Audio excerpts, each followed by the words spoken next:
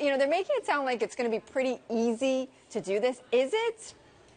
I don't think so. I mean, they've been working on it for a while, so they're sort of making the announcement. But definitely, this stuff takes time. There's a lot of these artificial ingredients in some of this food, and sometimes they're sort of looking at the items, totally reformulating the recipe. So a lot of work does go into it. Okay, so tell me, what is going to have to happen at Taco Bell to do this? They wouldn't say it if they didn't think they could do it. Okay. Is kind of how I look at it. So a lot of the work has gone in, I think, over the last year, but they're looking at their different ingredients and saying, obviously, it still has to taste good.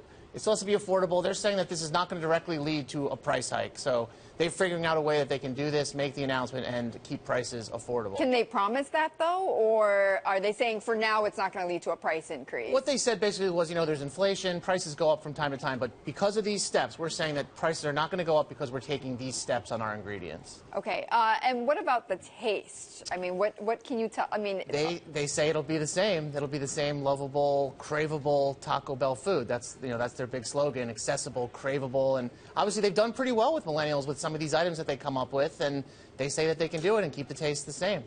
And what is going to stay the same? So the beverages will stay the same. They're not touching beverages, and they're also not touching what they call co-branded products. So, like, we heard this and we said, what about the Doritos taco? Are they coming up with some Dorito that's now made, that's all natural, made without? And they said, no. No, well, that's controlled by Pepsi, right? Exactly. Yeah. So it's a co-branded product. So it's just the Taco Bell food, their specific stuff, the tacos, the burritos, the basic stuff that's on the menu from Taco Bell. So you hear Pizza Hut is going to do the same thing. That's right. What about the other brands that Yum owns? They haven't said anything about KFC.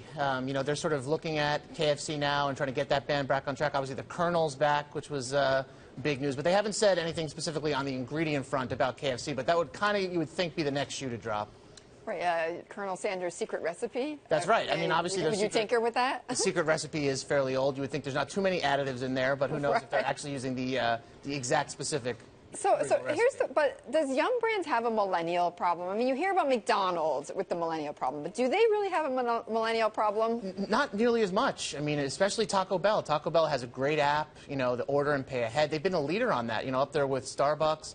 And their commercials, sort of the Live Moss brand, it appeals to millennials. What they say is it's kids when they get their first car, it's after band practice or soccer or something like that, they go to Taco Bell. So it doesn't seem like Taco Bell has really had a millennial problem, but they must feel as though this is just keeping pace with the rest of the industry. Keeping current. That's right. And before we go, Craig, what about the cost to Taco Bell? I mean, did they say how much this conversion was going to cost them? They didn't give a specific number on how much it will cost. Again, they were very emphatic that this will not lead to higher prices, so I got to believe that they're doing this. The suppliers have come around at this point. McDonald's, everybody else doing this stuff, they must feel like the supply is there.